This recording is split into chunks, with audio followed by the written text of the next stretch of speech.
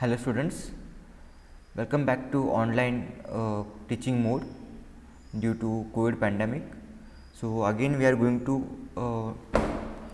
teach all the topics online.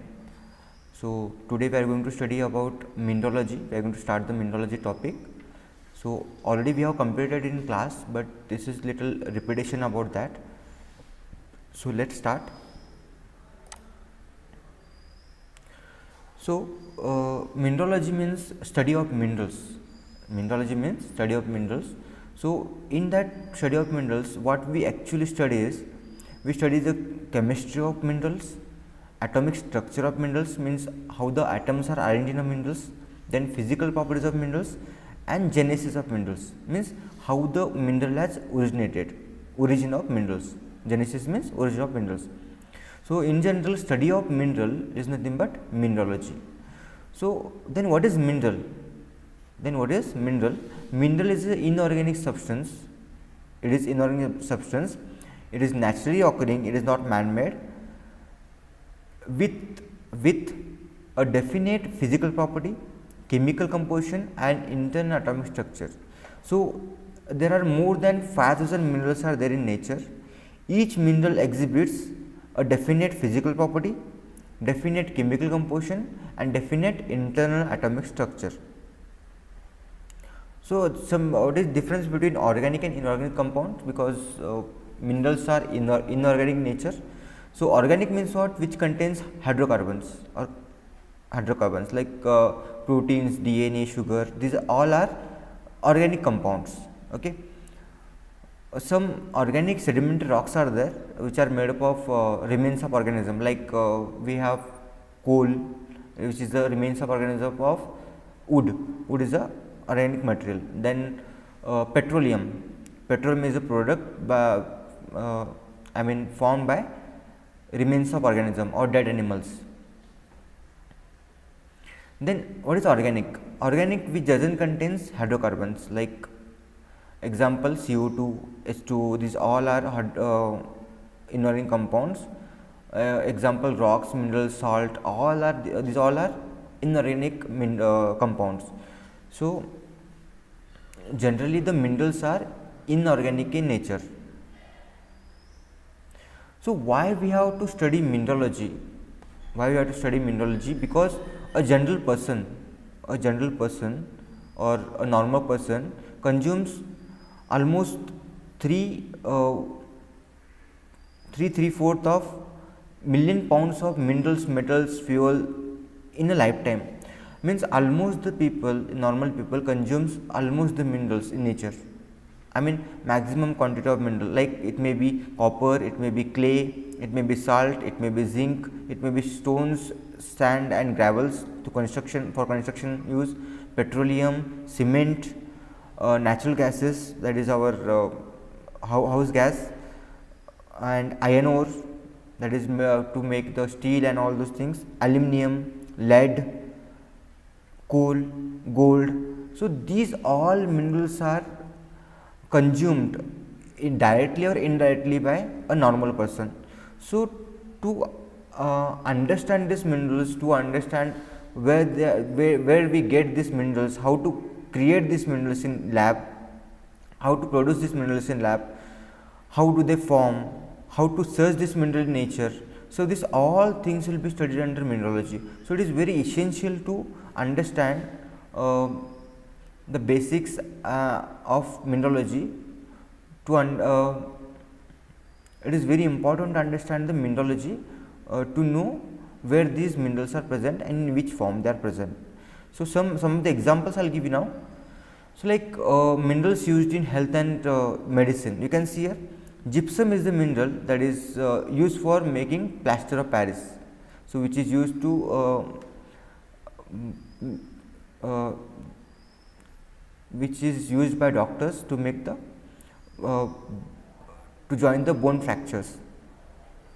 So, then we have cinnabar which is used in thermometer. Okay.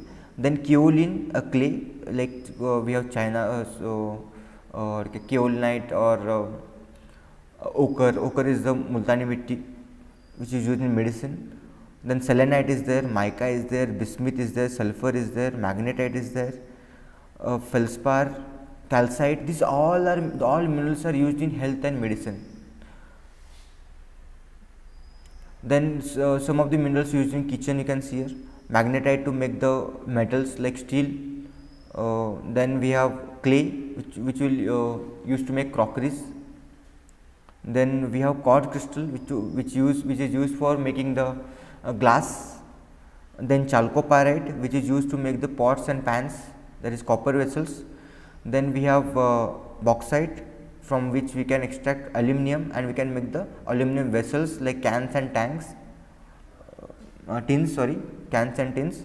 Then we have salt, halite, that is the rock salt it is, which is used as a salt in kitchen. Some minerals which are used in transportation technology, this you can see magnetite to make the cars, like to make the steel body of the car, or maximum metal is used as a steel only. In electricity we use coal to production of electricity, we use coal. Then asbestos which is fire resistant mineral which is used to make tires. Okay. Then bauxite, again it is lightweight, so it is used in aeroplanes. Then we have mica which is the best insulator which is used in electronics. Then quartz which is a temperature observer which is used in computers. So these are the minerals used in transportation and technology. So here you can see in paper industry these many minerals are used to make the papers: barytes, calcite, china clay, limestone, magnesite, mica, pyrite, red ochre, scarpstone, talc. These all minerals are used in for making the papers. So what I am saying is, in one or other way, or directly or indirectly, we are using or consuming the minerals. So to understand these minerals and to explore these minerals is very important. So because of that we study this mineralogy. So minerals are made up of compounds and elements. Minerals are made up of compounds and elements, like compounds are made up of elements, combination of elements. So in nature, like in crust, we have 3 layers of earth: crust, mantle, core. So in we have maximum access to crust, which is near to us. So crust is composed of around 98% to 99% of the crust contains these 8 elements, wherein maximum is oxygen. These are present in compounds like SiO2, silicon oxide, so aluminum oxide, ferrous oxide, like this in oxide forms, silicate forms.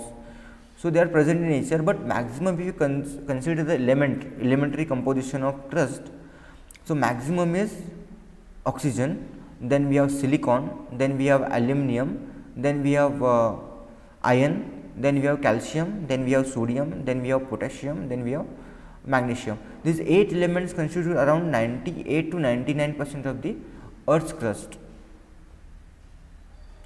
So as I told you, minerals are made up of elements or compounds. So on that basis there are mineral groups. Minerals can be associated with oxygen, mineral can be associated with halite, mineral can be associated with sulfur. So on that basis they have classified the mineral groups. You can see here, first and most important is native elements or native group of minerals. So wherein there is no association, other association of mineral like sulfur, gold, diamond, graphite, platinum, these all are present in pure form. So only one element will be there in this particular minerals, like sulfur will be present only S, then we have gold which is only will be there Cu, diamond and graphite only composition will be of diamond and graphite is carbon C. So there is no other association of mineral in this particular minerals. So other minerals like pyrite and galena is present with sulfides, okay, like example pyrite is PbS, Fe2, and galena is PbS, lead mineral. Then there are oxide group of minerals like hematite and magnetite. Hematite is Fe2O3 and magnetite is Fe3O4. Then halite is there, like halides which is present with fluoride or Cl, like halide and fluoride. Then sulphide SO4 which is present with SO4, anhydrite and gypsum, these are present as a halide, sulfates.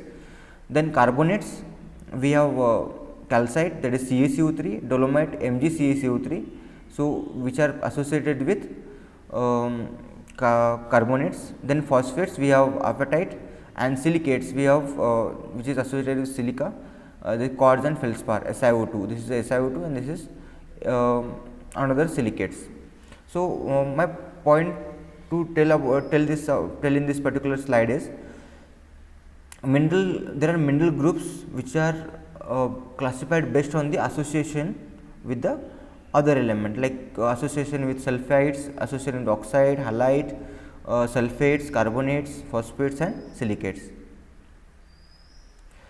Then what are native elements? I told you native elements are those which are found there in pure state, pure form, like as I told you, gold, silver, copper, platinum, diamond and sulfur, these are present in pure form, pure, only one element will be there will not be any association. Then other elements like compound minerals are those minerals made up of combination of one or more elements, like example silicate minerals like SiO2, quartz, oxides like Fe2O3, sulfides, then carbonates. Carbonate is maybe one example, calcite, CaCO3. So almost the metallic elements are present in native form, and remaining non-metallic minerals are present in a compound forms. So I hope understood the general introduction to the mineralogy. Today we have studied what is mineral, then what is the use of mineral, why we have to study the mineral, and so in next class we are going to study physical properties of mineral. So thank you, see you in next class.